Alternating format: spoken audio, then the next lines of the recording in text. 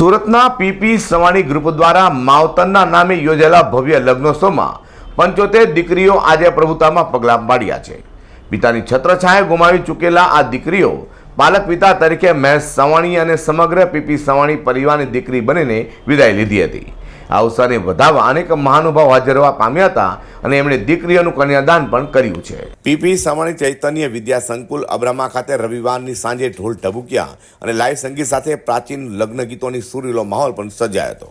આ પ્રસંગે પ્રદેશ ભાજપ અધ્યક્ષ સાંસદ CR પાટીલ, ગુજરાત રાજ્યના મંત્રી પ્રફુલભાઈ પાનસરિયા, મુકેશ પટેલ, ધારાસભ્ય Sangitaben Patil, Pranbhai Ghoghari, mayor Dakshesh Mavani, anti terrorist ફ્રન્ટના MS બિટ્ટા સહિતના અનેક મહાનુભાવો હાજર રહેવા પામ્યા હતા।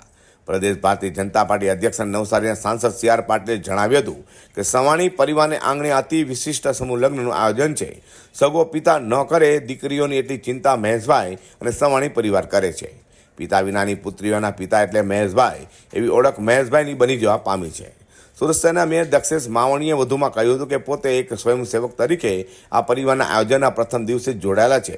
એન્ટી ટેરરિસ્ટ ફ્રન્ટના અધ્યક્ષ MS બિટ્ટાએ જણાવ્યું હતું કે જે બાળકનો કોઈ સહારો ન હોય એ બાળક એ પરિવારનો સહારો બનીને સવાણી પરિવાર ઊભું રહ્યું છે।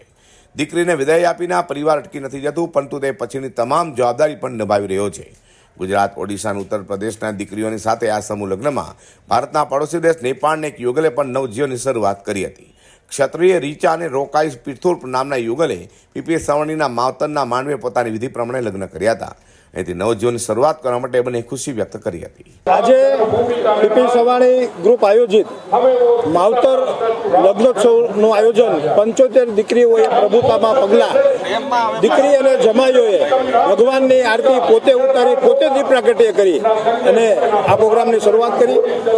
આજે આ પ્રોગ્રામમાં આવનાર તમામ જાનૈયાઓ, માંડવિયાઓ અને તમામ આમંત્રિત મહેમાનો, રાજશ્રી મહેમાનો, અધિકારીશ્રીઓ અને એમને તમામ લોકોને અયોધ્યા રામ જન્મભૂમિ નિમિત્તે દરેક લોકોમાં એક ચિંતન થાય, સંસ્કારોનું ચિંતન થાય, તેના માટે હનુમાન ચાલીસાનું 25,000થી વધારે હનુમાન ચાલીસાનું વિતરણ કરવામાં આવ્યું। સાથે સાથે આવનાર તમામ વ્યક્તિઓએ જીવનદીપ ઓર્ગન ફાઉન્ડેશન સંસ્થા દ્વારા આ દરેક લોકોને 1 મિનિટનો શપથ લેવડાવવામાં આવ્યો કે તે પોતે અંગદાન માટેની જાગૃતિ તો રાખશે જ, સાથે સાથે એમના પરિવારમાં, સાથે સાથે એમની સોસાયટીમાં રહેતા લોકોને પણ કોઈ વ્યક્તિ બ્રેન્ડેડ થાય તો એમના અંગોનું દાન કરી 5 થી 6 જિંદગીઓને બચાવવાનું જે કામ છે એની પણ આજે બધા જ લોકોએ એક સાથે બેટરીની લાઇટ ચાલુ કરીને બધાએ શપથ લીધા છે। આનંદ ઉલ્લાસના લગ્ન પ્રસંગમાં દીકરીની વિદાય વેળાએ પ્રસંગસ્તી આંખોને પળભરના આંસુથી છલકાવી દે છે। વિદાયની વસમી વેળા દીકરીઓના માતા પિતાને પરિવારનું હૈયું હલાવી મૂકે છે।